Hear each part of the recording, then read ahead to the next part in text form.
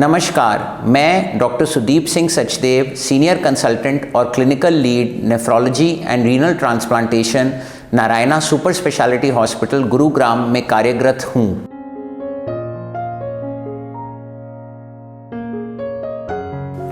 इस बीमारी का इलाज करने के लिए हमें सबसे पहले ब्लड प्रेशर को कंट्रोल में रखना है। उसके लिए अलग अलग दवाइयाँ इस्तेमाल की जा सकती हैं, जैसे कि एस इनहिबिटर्स, ARBs या बीटा ब्लॉकर्स। ये इस बीमारी में फ़ायदेमंद रहती हैं। इसके अलावा खाने के लिए पेशेंट को नमक कम रखना है, जिसके लिए उसको अपने आहार में नमक का सेवन बिल्कुल भी नहीं करना। इससे ब्लड प्रेशर भी कंट्रोल में रहेगा और पेशेंट की बीमारी तेज़ी से आगे नहीं बढ़ेगी।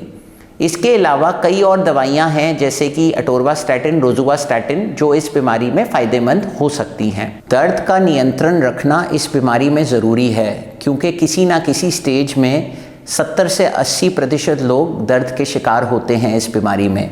दवाइयां जैसे कि पैरासीटामोल, ट्रामाडोल, अल्ट्रासेट दर्द को नियंत्रण में रखने में मदद करती है और गुर्दे को हानि भी नहीं करती हैं। अगर पेशेंट को पेशाब में इन्फेक्शन है तो उसके लिए एक प्रॉपर एंटीबायोटिक कोर्स लेना ज़रूरी है। अगर वो सिस्ट में इन्फेक्शन है तो लंबे अरसे के लिए एंटीबायोटिक्स चलेंगी। अगर ब्लैडर में इन्फेक्शन है तो छोटे से समय में इन्फेक्शन ट्रीट हो सकता है।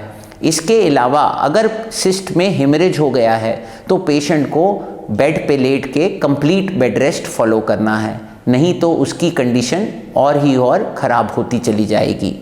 अगर ये बीमारी अंतिम स्टेज में पहुंच गई है, यानी कि दोनों ही गुर्दे फेल हो गए हैं, तो हमें पेशेंट को डायलिसिस पे शुरू करना पड़ेगा, हीमोडायलिसिस पे।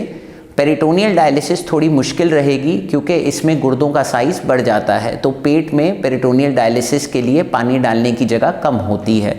इसके अलावा पेशेंट्स को कैल्शियम, फॉस्फोरस, ये सब मेटाबॉलिक एबनॉर्मेलिटीज़ को भी ट्रीट करना दवाइयों के द्वारा ज़रूरी है।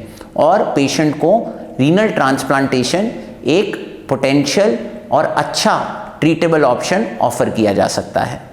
अगर गुर्दों में सिस्ट का साइज़ बहुत ज़्यादा बढ़ जाए और वो पेशेंट को बहुत दर्द करे, या उसमें बार बार इन्फेक्शन हो, या पथरी हो, या पस भर जाए, या कैंसर हो जाए किडनी में, तब उस सिस्ट को निकालना या पूरी ही किडनी को निकालना ज़रूरी बन जाता है।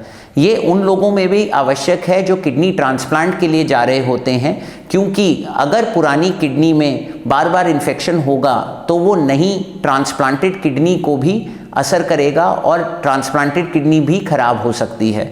इसलिए सर्जिकल मोडेलिटी भी इस बीमारी में काफ़ी इम्पॉर्टेंट रोल प्ले करती है। इस बीमारी को ट्रीट करने के लिए कई नई दवाइयाँ भी अब इस्तेमाल की जाने लगी हैं। इसमें से सबसे इम्पॉर्टेंट दवा है टॉलवैप्टन, जो कि जापान जैसे देशों में इस्तेमाल की जा रही है जब ये बीमारी अर्ली स्टेज में होती है, यानी कि CKD स्टेज 1 से 3 में लेकर और तेज़ी से आगे बढ़ने लगती है, चाहे वो सिस्ट का साइज़ बढ़े, या प्रोटीन एक्सक्रीशन बढ़े, या क्रिएटिनिन तेज़ी से भागे। तो इस केस में देखा गया है कि अगर ये दवाई हाई डोज में यूज़ की जाए तो मरीजों के लिए बेनिफिशियल हो सकती है और ये बीमारी तेजी से आगे नहीं बढ़ पाएगी।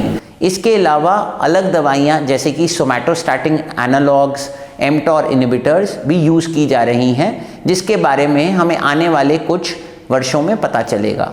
अंतिम में मैं ये कहना चाहूँगा कि इस घातक बीमारी के इलाज के लिए सारी सुविधाएं जैसे कि किडनी ट्रांसप्लांट या haemodialysis Narayana super speciality hospital, Gurugram में उपलब्ध हैं। धन्यवाद।